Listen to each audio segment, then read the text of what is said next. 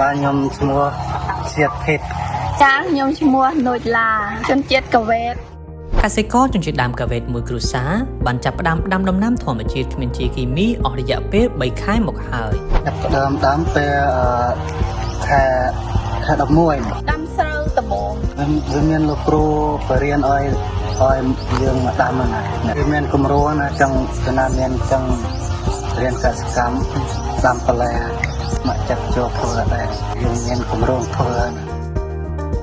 បើតាមប្រសាសន៍របស់លោកស្រីណូចឡាភរិយារបស់លោកស្រីភេទបានឲ្យដឹងថាដីចំការមួយនេះពីមុនមកគឺជាកន្លែងដាំដំណាំស្រូវកសិករវ័យ33ឆ្នាំរូបនេះបានបន្តទៀតថាឥឡូវនេះពួកគេបានផ្លាស់ប្ដូរពីការដាំស្រូវងាកមកដាំបន្លែធម្មជាតិដោយមិនប្រើប្រាស់ជីគីមីដោយសារតែមានគម្រោងកសិកម្មមួយបានមកដល់សហគមន៍របស់ពួកគេហើយណែនាំអំពីរបៀបនៃការដាំដោយមិនប្រើប្រាស់ជីគីមីពួកគេក៏ស្ម័គ្រចិត្តចូលរួមជាមួយគម្រោងនិងអនុវត្តដាំដោយផ្ទាល់តែម្ដងក្នុងនោះផងដែរពួកគេបានដាំដំណាំគ្រាប់ពូជប្រពៃណីជាច្រើនមានដូចជាដាំបន្លែហើយដាំដំណាំផ្លែដាំដូចជាកកួនស្ពៃហើយនឹងម្ទេសត្រប់ពោតហើយអាឡឹកក្រៃរំដេងល្មៀតខ្ញុំដាំដំឡូងជ្វាដំឡូងហូបត្រួយដីគួរមារីខ្ញុំដាំ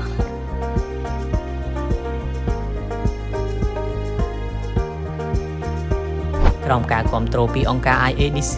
និងអង្គការ CISLIC បានជួយជាសម្ភារៈនិងថវិកាមួយចំនួនដើម្បីឲ្យពួកគេបានពង្រីកមុខរបរកសិកម្មដាំដំណាំរបស់ខ្លួនឲ្យកាន់តែមានភាពប្រសើរឡើង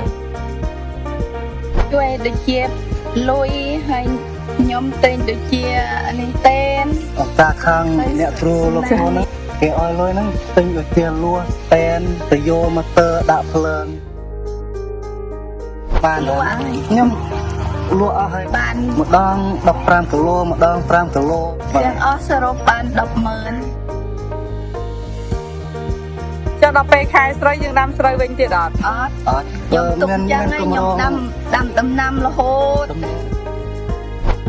ប្តីប្រពន្ធមួយគូនេះបានបន្តទៀតថាពួកគេនឹងប្រើប្រាស់ដីមួយកន្លែងនេះដើម្បីដាំបន្លែធម្មជាតិនេះរហូតតទៅ